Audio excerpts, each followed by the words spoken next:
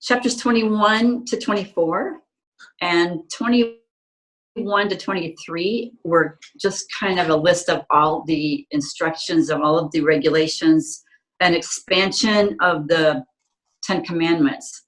So not the most fun reading, but we'll discuss this a bit and see what do we learn from that. But I want you to remember the process of the children of Israel, where they are now, where they came from, so that we put this all in context. So they were in Egypt for 400 years. God brought them out, and now they're traveling in the wilderness, and they are at Mount Sinai, which is in the southern part of the wilderness area. And now he is sitting them down there. They're going to be there for quite a while. And he's sitting them down there, giving them instructions about how they're supposed to live going forward on their way to the promised land and when they get to the promised land. So just remember the journey that they're on, where they've come from, and where they are now. So we put it all in perspective. So in chapter 21, we start this list of regulations of the rules, the guidelines, not guidelines, the rules that God is giving them as far as how to live. And this, again, in chapter 20, remember, he gave them the 10 Commandments. How did he do that?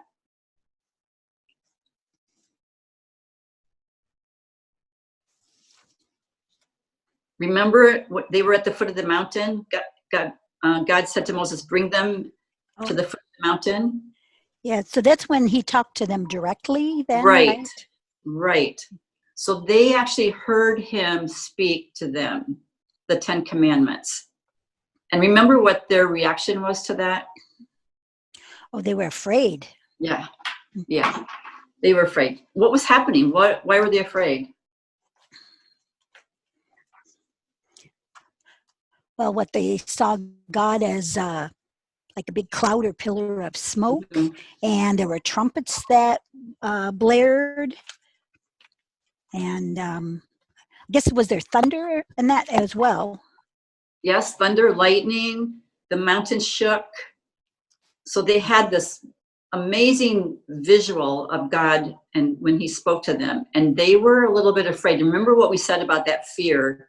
Was that a good thing or a bad thing? What did Moses say to them about don't be afraid? Why? It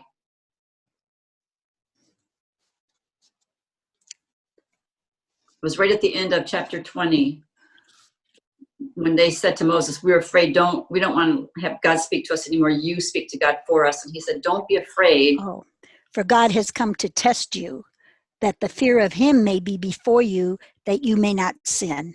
Right.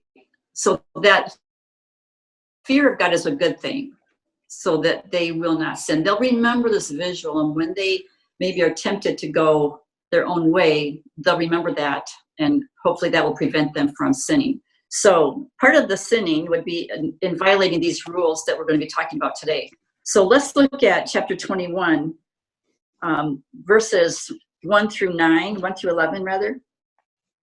And we're just going to talk about categories, because these are kind of broken up into categories of rules. So we're not going to have time to go through each one specifically, but we want to look at the categories and see what we can learn from how they're supposed to behave. And generally speaking, so in that first group, what is the category that they're talking about? Slaves. Okay, slaves. What kind of slaves, particularly? Hebrew slaves. Hebrew slaves. Yeah. Okay, right. To start with, Hebrew slaves.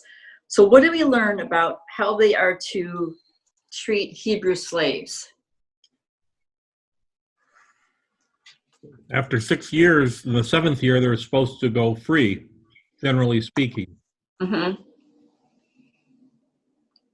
So it kind of coincides with the Sabbath thinking. You work for 6 years and you take a year off.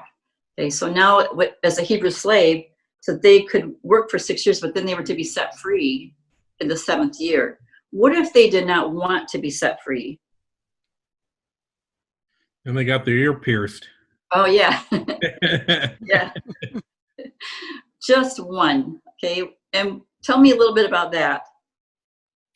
Where did I see there? Take them to the Where would they take him to The doorpost. the doorpost, and then take an owl and punch it through their ear, and then they're a slave for life. Where did I see that? Why? Yeah, why would they want to be a slave for life? Because he liked his master, Mm-hmm. and it could be too because and his wife and his children. He didn't want to go out if he became married and had children after he became a slave. Then the wife and the children still belonged to the master, and he'd have to leave without them. But in this case, they're talking if he likes his master and his wife and his children, then he bores a hole through his ear, and he shall be his slave forever. Right. So they would become a slave by choice. Mm-hmm. Because they were treated well, because they loved their master, and they knew that they were taken care of. So that would be their choice. And there's a whole study on that, but that in another course. But it also, if you look forward to to our relationship with Christ, and we are a servant of His by choice, because we love Him and He takes care of us. So that's one of those principles that transfers from Old to New Testament. So our second category is in 12 through 27. What does this deal with?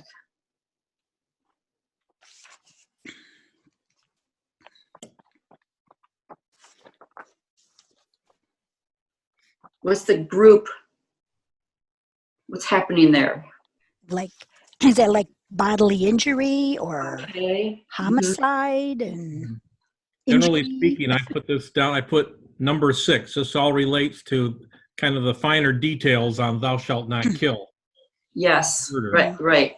So remember that you're going to find the 10 Commandments throughout this, just kind of expansion of them, more details. And Dave's right. This is like about killing or striking someone and what happens. So what do we see if someone strikes someone, kills someone? How is that handled? Well, if it was premeditated murder, he planned it, then he was to die. If it was kind of a irrational, spur of the moment thing where he was just acting emotionally or something, then there was a lesser punishment. Let's see, where did it say? God let him fall into. But if he did not lie in wait for him, in 13, but God let him fall into his hand, then I will point a place so you can seek refuge. You have to leave, but you can go off into. Can't think of the word. Right. So in Leviticus explains all of this very clearly about cities of refuge that they would have to build so that a person could go into that city of refuge to be safe until their trial date sort of came up. So these are just, again, there's so much more about these in Leviticus, but these are just generally speaking the rules. So, and we want to look at, what happens if you kill someone intentionally, then what's the punishment?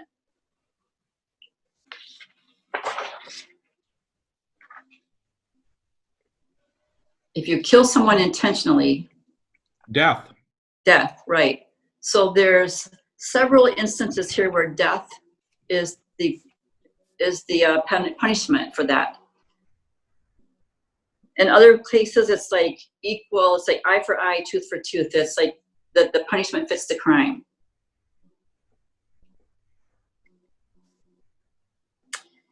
Death or payment. Verse 19, like if a man, when men quarrel and one strikes the other with a stone or with his fist, and the man does not die, but he takes to his bed. I love how this describes this. And then if he rises again and walks outdoors with his staff, he who struck him shall be clear, only he shall pay for the loss of time. Because the loss of time that he was not able to work is the loss of his wages. So it's the penalties are like retribution, restitution. I mean, for anything, and it's fair restitution. So kind of what we're looking at. It's death if you have killed someone, but it's restitution if you have injured someone and they could not work.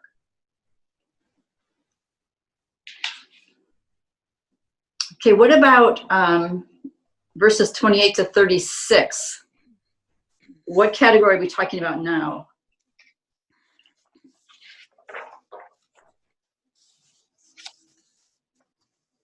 I put this under the category of negligence.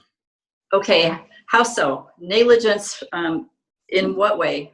Well, if you have you have an ox that gores a man or a woman to death, the ox shall be stoned, and its flesh shall not be eaten, but the owner of the ox shall not be liable. That's if if the ox hasn't done it before. This is the first time kind of thing. But in 29, if the ox has kind of made a practice of goring people in the past, and the owner has been warned and has not kept, hasn't protected people from it, now he's liable because he was negligent. They didn't say negligent, but that's that's the meaning of it, I think, in today's legal parlance. It's like the ox has a conscience. Like that's what it's making it out to sound like they can choose whether or not to do that. It's funny. Yeah, it's all about, the owner, though, being responsible for that ox. It made me think about today with pit bulls, because you hear about pit bulls who attack people. And sometimes it just happens, but if it's had a history of attacking people, then that dog needs to be put down. And the owner needs to be responsible for that so that you're not injuring people. That's kind of the example that made me think of for today, because we don't have ox roaming around our neighborhoods. But we do have pit bulls, and owners have to be responsible for that. Do you think that is a just penalty? Is there justice in that?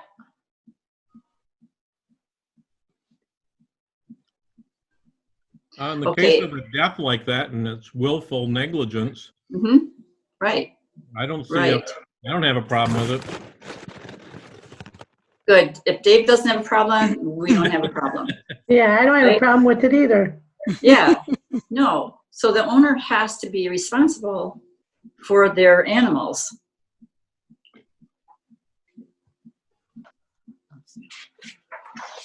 What about chapter 22? So we're just continuing with these ordinances. Chapter 22, verses 1 through 13. What are we talking about now? Put that under number 8, thou shalt not steal. There you go. Number 8, thou shalt not steal. If they steal, what happens? If he steals an ox or a sheep, he shall repay 5 oxen for an ox and 4 for, so you don't just make even, there's, you have to pay, more than what the person suffered. So how do you think that would affect those who might be tempted to steal an ox or a sheep? Well, it should keep them from doing that, Mm-hmm. especially in those next couple of verses when it's talking about, if you have nothing to repay, then you're going to be sold for your theft. So there's consequences you're going to face. Do you think the consequences are too severe, or do you think they are just?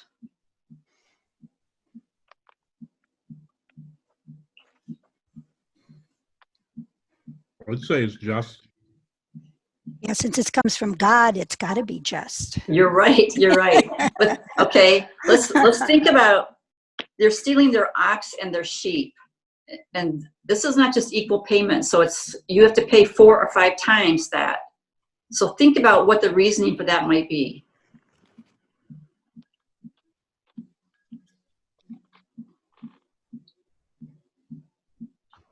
So they wouldn't do it. Okay, why is it more, I have to think of a good question here. Why Okay. is it more important that they not steal an ox or their sheep versus stealing a clay pot? Well, that's their livelihood. Right, right. Remember when we saw them in Egypt, and they were raising, their animals, and they wanted to leave. They wanted to leave Egypt, and Pharaoh said, "No, you have to leave your livestock here." Remember that? And they said, "No, we're taking it with us. Every hoof must go." Remember that? Yes, because this is how they live. So if you steal their livelihood, it's like you have emptied their bank account. So it's much more important. So that's why you have to repay 5 oxen for one or 4 sheep for a sheep. And hopefully that would deter anyone from taking other people's property. Yeah, because they don't have jails. Right, right. They Keep don't have anybody. jails. Yeah. Can you think of anything today that we might steal from people, maybe unwittingly, but stealing their livelihood? Me personally, no. Okay, okay. I'm kind of thinking about copyright issues. When you copy music or copy information, and you just say, "Oh, here, I'll make you a copy of this." Or Yeah, when we they're used to, doing that with music downloads but they cracked down on it, and they made sure that the payment was severe enough that it would make you think twice about doing that again. A lot of these principles are, they're in our law today. right, You pay for the actual loss, but then they have the actual damages, and then they have, I can't think of the legal term for it, but then there's the punishment part on top of it, that you're going to pay more than what you got in the first place. Punitive damages. Punitive. there you go, Wes. Thank you. I was trying to think of it too. I can say, Punitive damages. Wes should know all about that. Yes. So, I mean, that's kind of our modern day. And I remember people were upset about that when they cracked down, because like you would buy a CD and then you would say, "Oh, I'll make a copy of this for you, for your friend." But what is that doing to the artist? It's stealing their livelihood. Mm-hmm. So we don't have oxen and sheep, but we do have other things, intellectual properties that we have that we need to pay for. So we have to be careful about that. Stealing. So with stealing, there's going to be restitution if you're caught stealing. Restitution. What about in verse 7? If a man gives to his neighbor money or goods to keep safe and it is stolen, what happens? Who's responsible? Well, if a thief is found, he shall pay double. Hmm? If the thief is not found, the owner of the house shall come near to God to show whether or not he has put his hand on his neighbor's property. And then for every breach of trust, Yeah. whether it's for ox, donkey, sheep, blah, blah, blah. Mhm. The one whom God condemns shall pay double to his neighbor. Mhm. So if you have property of your neighbors that's in your care, you are responsible for that. I think about people who go on vacation and they leave their pet turtles with somebody, or their pet hamster, and it dies while they're gone, and all the angst that happens. And sometimes people go out and buy another hamster that looks like the one that died, so that when the family comes back, there's not tears and wailing from the kids.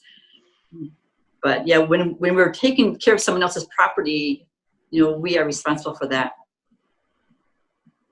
Unless I would say, like if someone's, can I store my car in your driveway. Yeah, but I'm not, if you say I'm not responsible for it, that's different. And now you put them on notice. You can park it here, but I'm not promising anything's going to come. Yeah, yeah.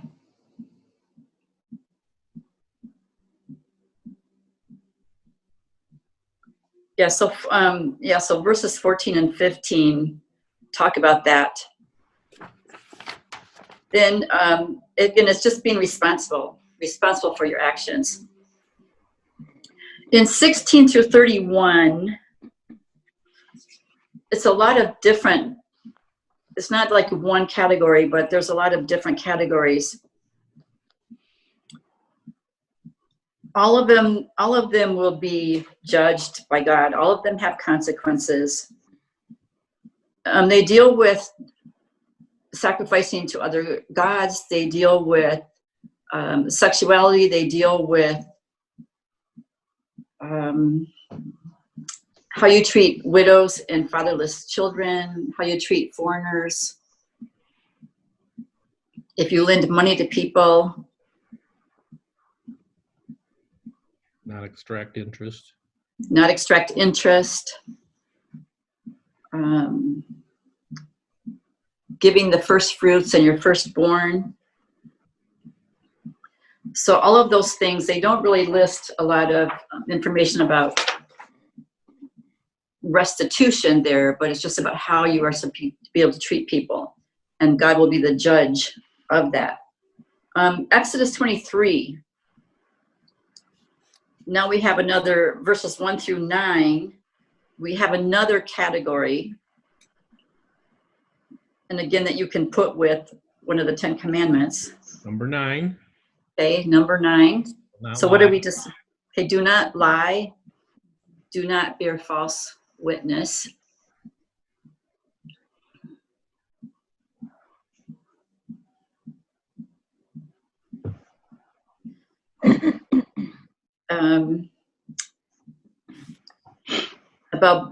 About being just. What does verse 6 talk about?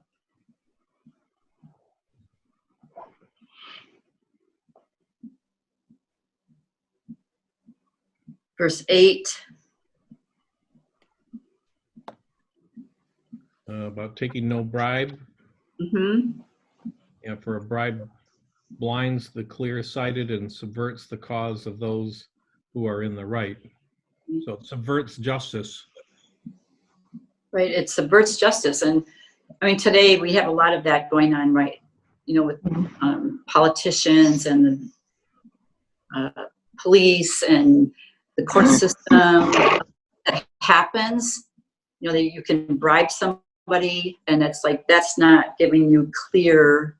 When you bribe someone, you're not getting clear justice. You're not, the person who is right is being defrauded.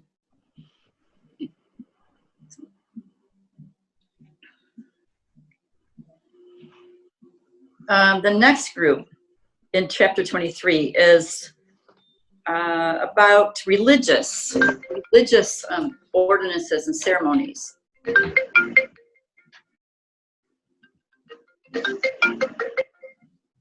I don't know what that is. Hello? Yeah, I don't know. I don't know if someone was joining us, but I don't see anybody. Yeah, I don't see them either. I think it was Ketsia's cell phone. Okay, yeah, she disappeared, so maybe she went to answer her phone. Okay, so in 23, we're talking about religious ceremonies, religious institutions here. Talks about in 16, oh wait, I'm in the wrong page. In 10 through 19, what do you learn about their religious practices here?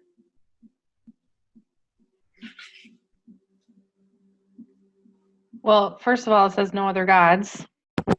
Again, and which commandment is that? Number one. Number one. Number one. And then as for the land and everything, that relates to number 4, keeping the Sabbath. Right? And in this sense, especially with the land, you didn't. it makes good agrarian sense that you don't want to deplete the soil because then it becomes useless. And, people have had to learn that over the years, that you have to find a way to let the land lie fallow or replenish it. I remember I think it was our science class, 7th grade or something, but you learned that they sowed, was it oats or something in there that would add nitrogen to the soil, the nodules of the plants. Can't remember which plant it was, but nitrogen fixing plants. And you would have to do that and, take a year off and replenish the soil. So it just made good sense. Right. And people need that too. Right. Right. So a Sabbath rest for the land. No other gods. What about at the end of those verses 14 through 19? What are they talking about as far as religious ceremonies? Well, it does talk about the best of the first fruits. So is that the tithe? About tithing? Yeah, the Feast of First Fruits. Yeah, 19. Yeah, giving back to God the first of everything. Mhm. Yes.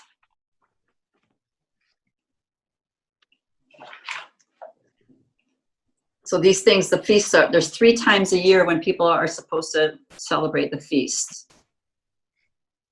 And I just put a note down there. This has to do with, it's for remembrance. Remembering, you celebrate these feasts, especially to remember what God has done for, to remind them about all those years of captivity. And it was He who did this.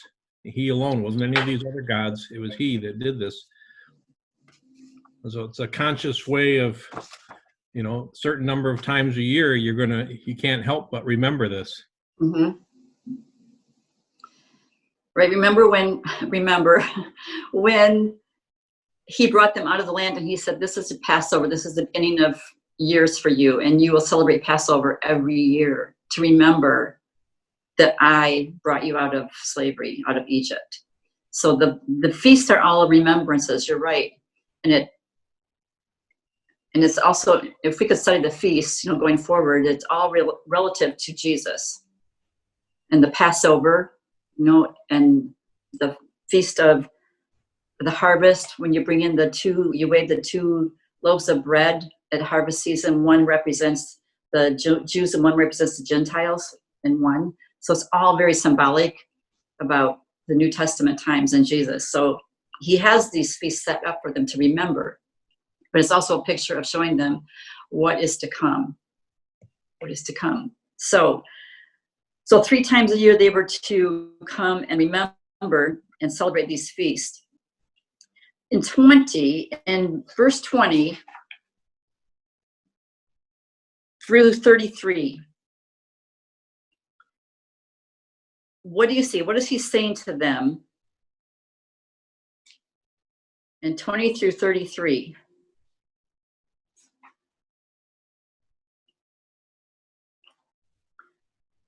There's a provision here and there's a responsibility.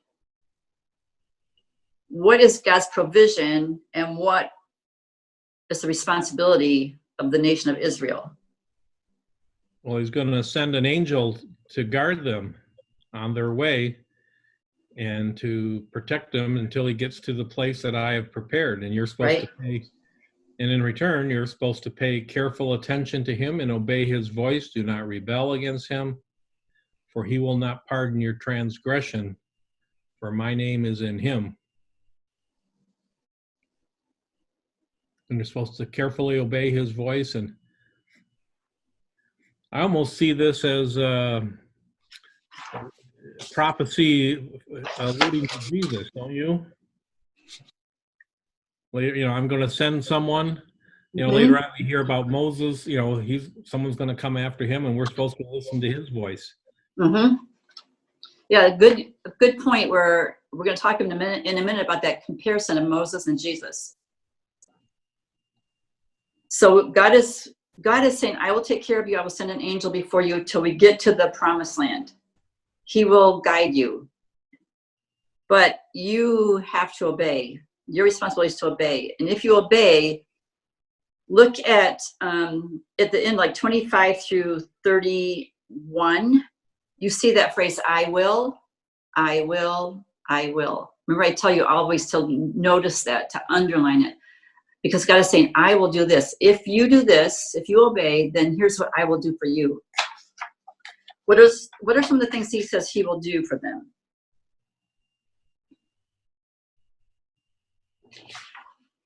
Well, he's going to throw confusion into all the people against whom you shall come, and I will make all your enemies turn their backs to you. So he's going to strike fear in them. Mm-hmm.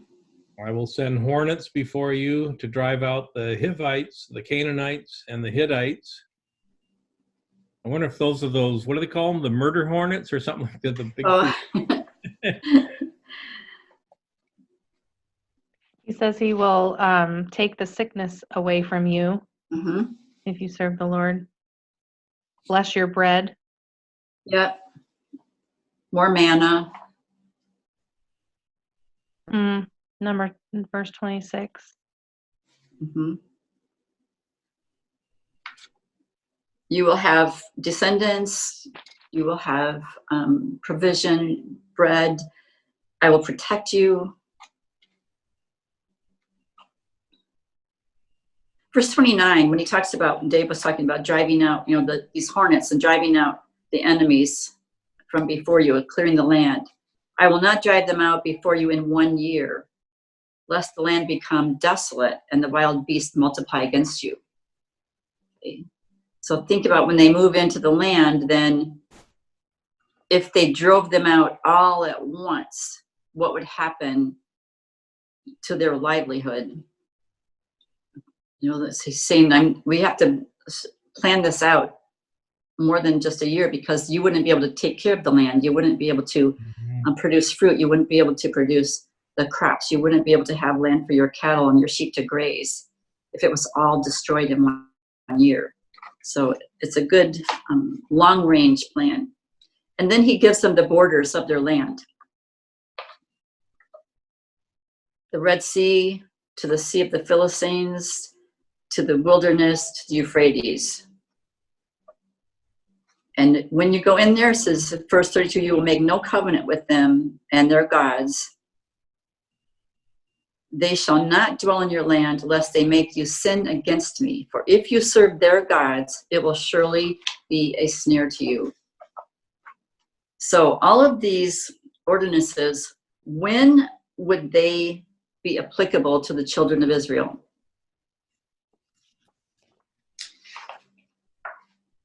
Remember where they are right now, where they've just come from. Well, right now they're still out in the wilderness, so a lot of these later ones, they say, once you come into the land, Right. then these things come into play.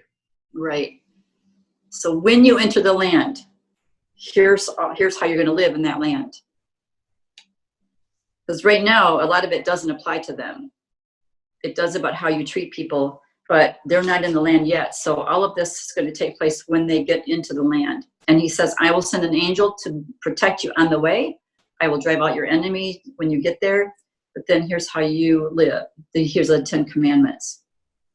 Okay. So let's look at chapter 24. What, generally speaking, is this chapter about?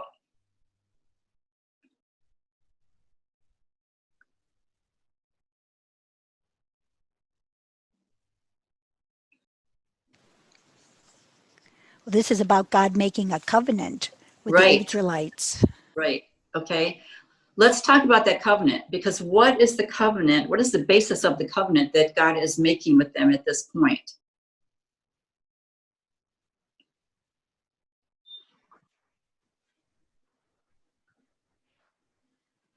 Well, that they would obey God, right?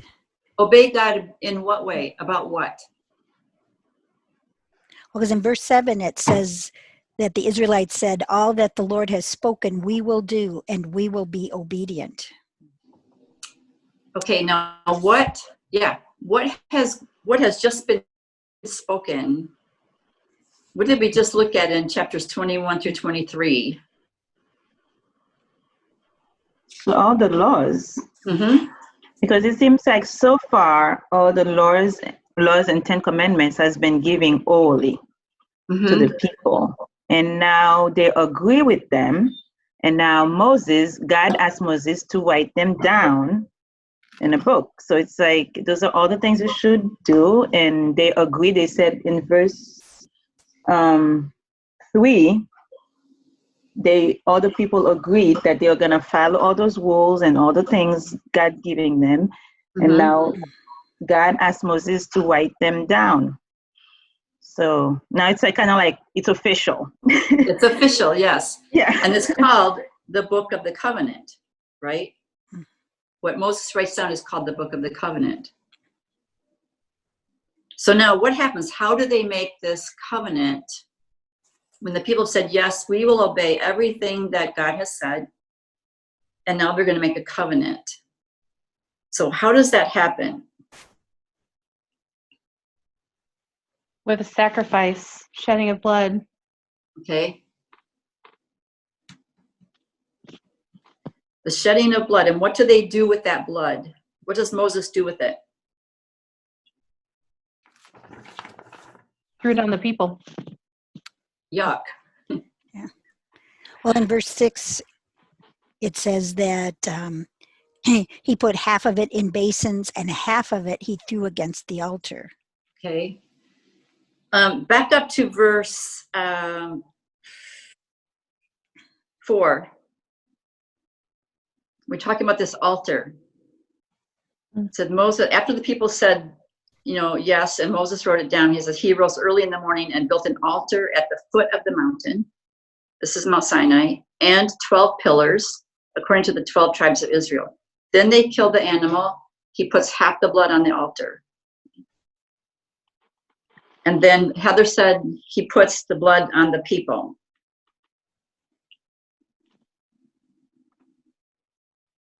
So what have they done? And what does that symbolize? Their agreement, their covenant. Okay. They're a covenant. So the covenant between God, the word of God in the book of the covenant, and the people. So the animal was shed, the blood was put on the altar and on the people, symbolizing their agreement, their covenant with God to obey what he said.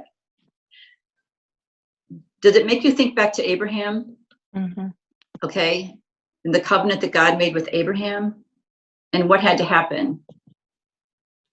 Same thing. He shed the blood, and the Lord passed through. Right. So Abraham had to cut an animal in half, Mm-hmm. and then the Lord passed through it, making a covenant with Abraham. And here we have the covenant with God and the people. An animal was cut in half, and the blood put on the people, and the blood put on the altar, and the book of the covenant. So the parties are God and the people. And you have the 12 stones there representing the 12 tribes.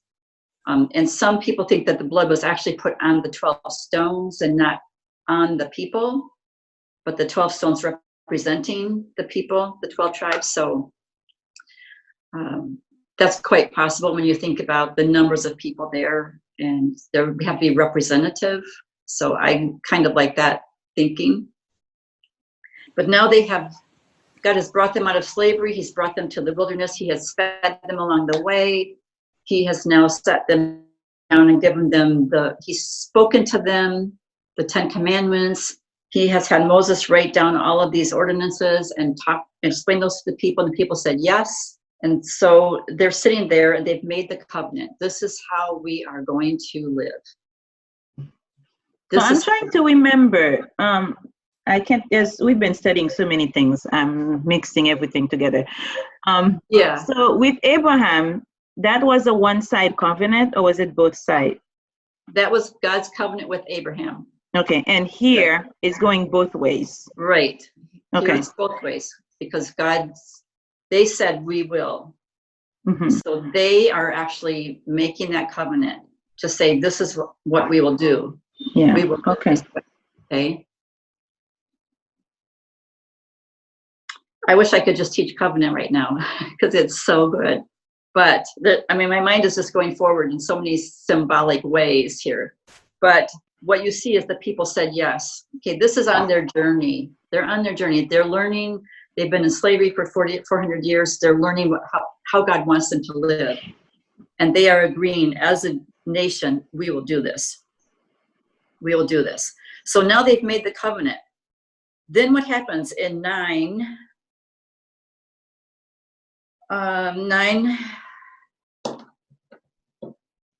let's see.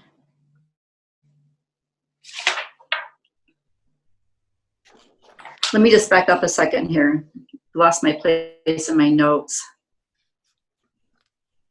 Okay, we want to look at cross-references on page 78 in your homework.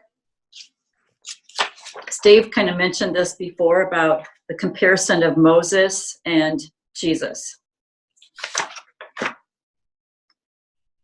And on page 78, you have Hebrews 9, 18 through 20. What do you learn there in those verses about this covenant that they just made?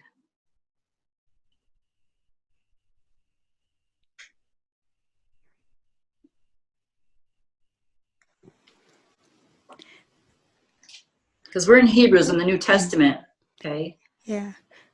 Well, here again, I think like we said before, the covenant requires blood be shed. Mm-hmm. And how does Hebrews refer to this covenant in verse 18? Therefore, not even the first covenant. the first covenant, okay? The first covenant, which we now call the old covenant, okay?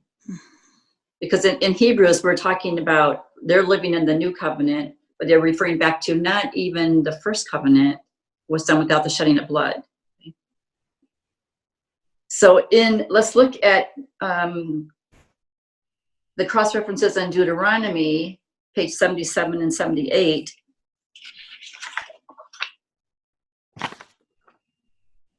Deuteronomy 18, what do you see there about the prophet?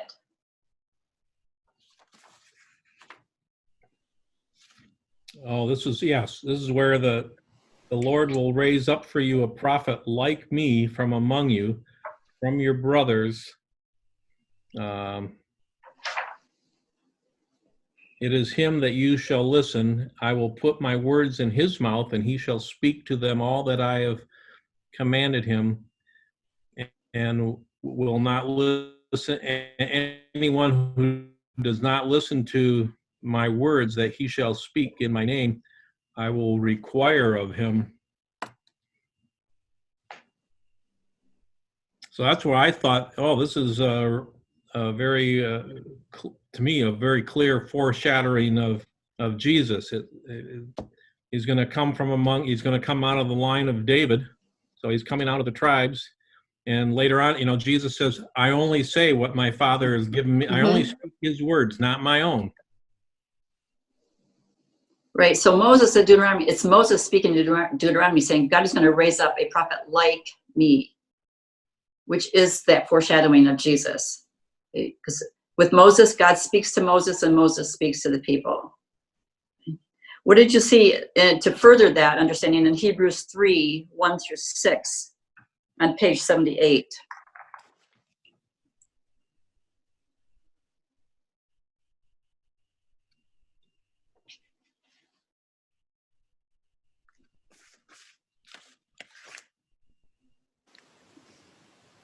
What's the comparison there between Moses and Jesus? Yeah. Well, it says Moses was faithful in all God's house as a servant, but Christ is faithful over God's house as a son. Right. So you've got that comparison. So now you have the prophet that God is raising up. He talks about, and the comparison, he compares Jesus back to Moses. So in Deuteronomy, in Exodus, when they've made this covenant, which we now call the Old Covenant, and then you had Jesus coming to make the New Covenant.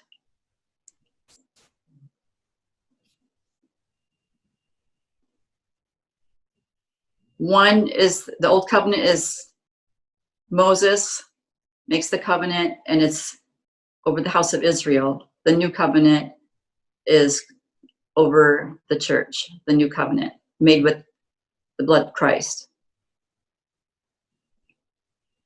Better covenant because it's the son, not a servant.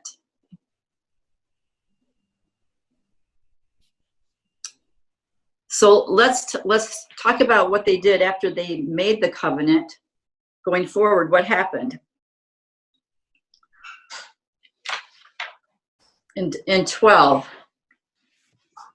13, 14.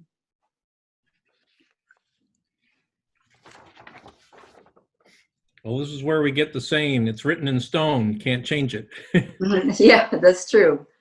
So you put That it in, is true. actually, it was written, they've written on whatever they wrote it in, but then he actually wrote it in stone. Mm-hmm. So God is going to write it on the tablets. Who goes up on the mountain at this point? In verse Yeah. 9. Joshua, Moses, Aaron, Nadab, Abihu. Aaron's two sons. Yeah, Yeah. and the elders. 70 of the Okay, elders. 70 elders. So they go up, and what happens? What do they see? The stone pavement, the sapphire. Mm-hmm. Mm-hmm.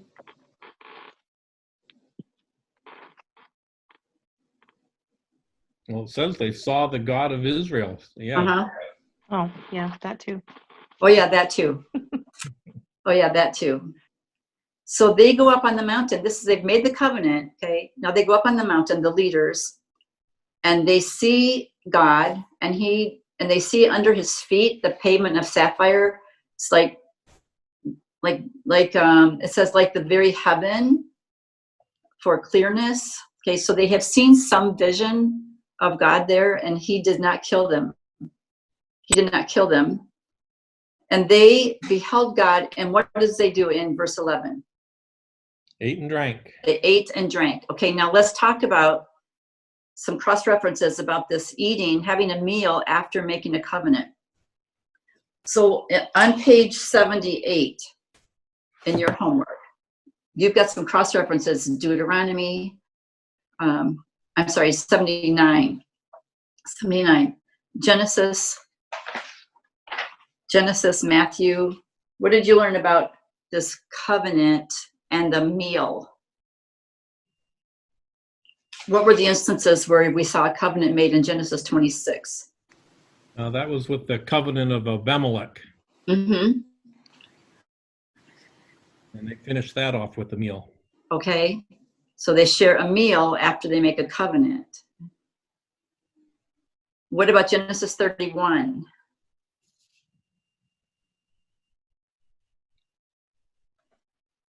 That's the covenant with Laban.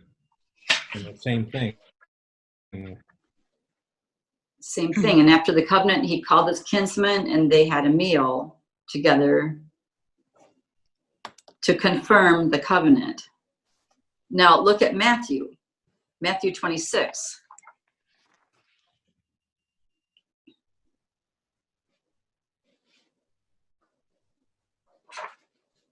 What covenant is that and what happens?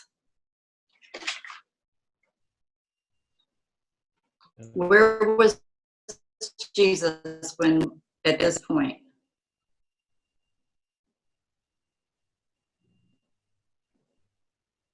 Oh, this is in the upper room, the institution of the Lord's Supper. Right. So they're sharing a meal, right? They're sharing a meal, Jesus and his disciples. And what does he call that meal? Besides Passover, what is he doing there? When he says, drink this blood, it is what? This is the blood of the new covenant. Of the new covenant. Okay. So he's instituting the new covenant through his blood at a meal. So we have the covenant confirmed with the meal. Think about weddings today. Okay, think about weddings. What do we do at a wedding? Today's weddings, nothing. what Drive should, by. yeah. Today's weddings, nothing. Drive-by weddings, virtual weddings, yes, yes. But think about the wedding ceremony, which is a covenant. hmm It's a covenant. You are standing before God. You are making a covenant with your spouse. And then following that covenant, that ceremony, what do? You have Yeah, a we feast. share a meal. Mhm. We share a meal. We share a meal. You see all the principles of this laid out right here in Scripture. So a covenant, the meal is that confirmation of the covenant. So that's what Moses and Aaron and the 70 elders, they were involved in that. And then after that meal, what happens next? In verse 14, he says, and Moses said to the elders, wait here for us until we return to you. And Aaron and Hur are with you. And what does Moses say will be their role? To settle disputes. Okay, so they will settle disputes because where's Moses going? Up on the mountain. Up on the mountain. He's And gonna while meet he's with the gone, Lord. yeah, so while he's gone, he's put Aaron and Hur in charge. Because he's been called up and God is going to give him those tablets, the 10 Commandments. So what does that look like in 15 through 18? There's a cloud, and the glory of the Lord dwelt on Mount Sinai, covered 6 days. And on the 7th day, he called Moses out of the mist. Mm-hmm. So the people saw the cloud. Have they seen that cloud before? Have Yes. they seen that? Okay. So to them, God is represented by that cloud. Right. And they've seen it on top of the mountain. And Moses goes up into that cloud. And how long is he there? A week, almost a week. Well, in verse 18, it says 40 days and 40 nights in Yeah. total. So he was there for 6 days waiting for God to call him up further. And then after he goes up further, he's there for 40 days and 40 nights. Right. Which is why he put Aaron in charge. Right? And what's happening next is going to be so interesting next week. Well, probably the following week, but yes, but he leaves Aaron in charge. So a lot of this week, a lot of God just giving them the foundation of how they're supposed to live, them making a covenant, saying, yes, we will do that. And then the leaders sharing a meal to confirm that covenant. And then Moses going on up to get the tablets. So anything this week that was especially interesting to you? What did you see? Anything new about God and how he deals with his people? Anything that is relevant for us? What can we take from this today?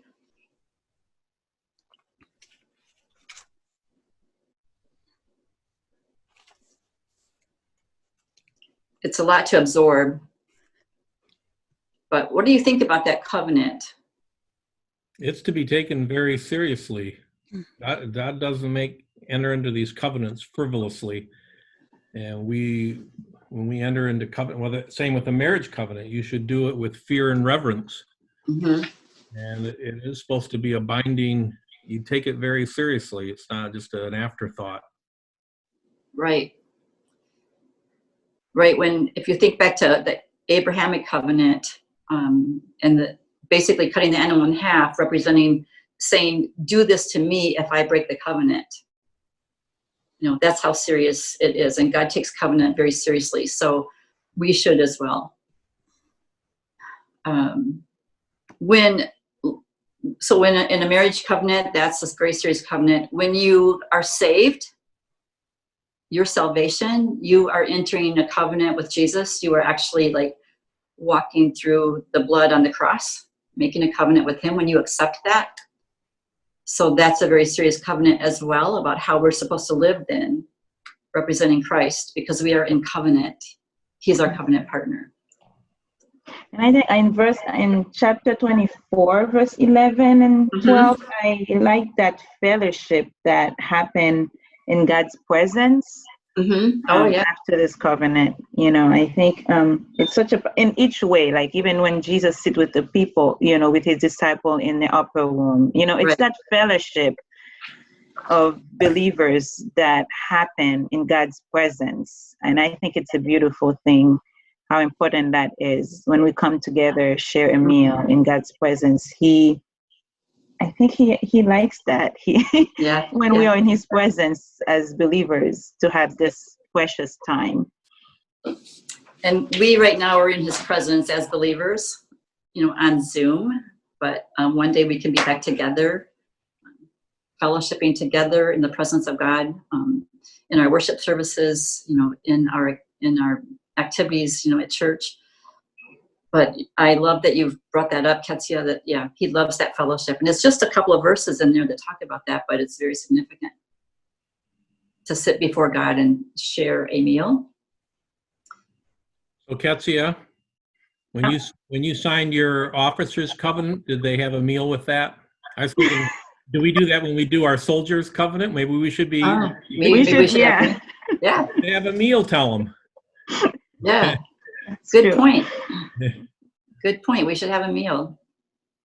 Yeah, commissioning, you got to scramble to get to the restaurants and make it back in time for the Right. some Right. appointments. Yeah. But yeah, and I think at commissioning, after they sign those covenants, they do go and get a meal. But I don't know if it's not symbolic, it's just necessary, right? But that would be a good thing to bring into that ceremony. Mm-hmm. Right. Or soldiers, right. Anytime we do a covenant, there should be. Yeah. Have a meal to confirm it, a public confirmation of that covenant. Great. Okay, well, next week we are going to be looking at the tabernacle, because while Jesus is on that mountain for 40 days and 40 nights, God is speaking to him about how to build the tabernacle. It's very specific. Again, very exciting. So we'll look at those chapters for the tabernacle next week. And as we move through, but as you study that tabernacle, just think about Jesus as you're studying it. Think about that comparison of the tabernacle to Jesus. Okay? And I hope you have a great time of looking at that, because it's very exciting. So it's good to see all of you today, and we will see you again next week. Okay.